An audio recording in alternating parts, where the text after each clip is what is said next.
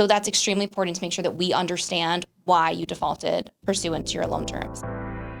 The Weekly Friedman, your source for the most essential information in the default industry, with your host, Adam Friedman.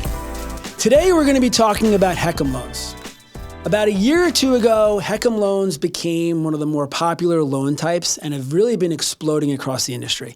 Today I'm joined with Friedman Vartolo counsel Megan McNamara to help us work through HECM loans. How's it going, Megan? Thank you so much for having me, Adam. Everything's great. What is a HECM loan? It's a reverse mortgage. For someone who doesn't work in the mortgage industry, what does that mean? So that basically means that, say for instance, you have a significant amount of equity in your house. You can use that equity to loan against it, in essence, to pay your everyday expenses. So basically, if you have a lot of equity and you're an older person, you can keep your house and get the equity right away. Absolutely. Which makes a lot of sense, right? Because you can imagine how somebody in that situation doesn't really know what to do, right? Do they sell their house, but they want to stay there? It makes a lot of sense in certain situations, for sure. Obviously, with the housing boom, prices are higher for real estate. People don't owe money or their mortgages have been paid off, so they can use that to really fund their retirement, medical expenses, etc. When we're foreclosing on a HECM loan, is the reason for default normally the death of the individual that took out the reverse mortgage? Generally speaking, it is. So there's a few ways that you could default in a reverse mortgage. The first one is failure to pay your taxes or homeowner's insurance. That's one. It is somewhat common. You do see that.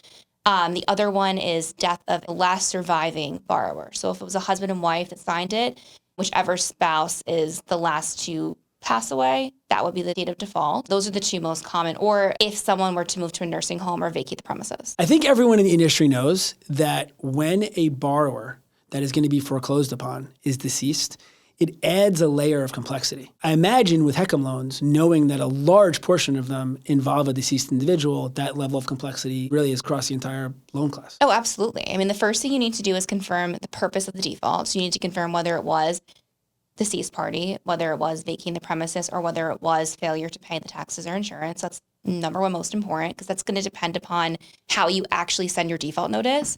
So as of late 2017, I believe, we now have to send a pre-foreclosure 90-day notice. And in that notice, it's going to detail the reason for your default. So that's extremely important to make sure that we understand why you defaulted pursuant to your loan terms.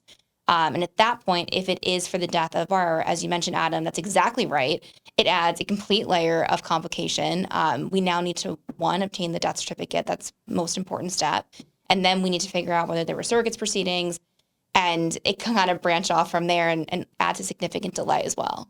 So sticking with New York for a second, what will this do to the timeline? I know every county is going to differ, but like on average, how many months would you say this is adding? Significant. I would say between 3 to 6 months at least. One thing that we've been doing that's been super effective is that our clients have been having us send notices on their behalf. So that kind of starts the time period where we're saying, okay, we're going to send the notice and then we're going to start our due diligence on our end. We're going to get our title report. We're going to get the death certificate. We're going to figure out what we need to do in order to proceed. That's very effective, although I will note that there is some differential opinions as to whether you need to wait the full 90 days.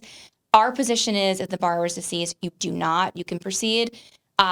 We have other positions where we don't even think it's required. Again, because as you said, it's such a new area of the law, we're closely following everything, but best practice is to send the notice and then at least to wait 30 days, see if you get a response and kind of go from there. And frankly, on our end, it doesn't add to any timelines because you still have to do all of the other upfront work. Let's say I'm an investor that just bought a large pool of HECM loans. Is there anything I should be doing as soon as I purchase before it's even referred to an attorney? The most important thing that I would do is, again, confirm the purpose of the default. Number one, you want to get all the appropriate loan documents. You want to make sure you have your note. You want to make sure you have your mortgage. You want to make sure you have your loan agreement to the extent available. Those are things that I would do first. I really appreciate it. This is very informative. Look, HECM loans are everywhere, and I think this information is really helpful to servicers dealing with HECMs and also investors that are purchased them. So thank you. Yeah, I agree, Adam. And I think, like I said, there's going to be a lot more case law in this area that's going to be closely developing. So we'll keep everyone informed. Thank you for joining Megan McNamara and I on the Weekly Friedman, your source, the most essential information in the default industry. Thanks for tuning in and looking forward to seeing you next time.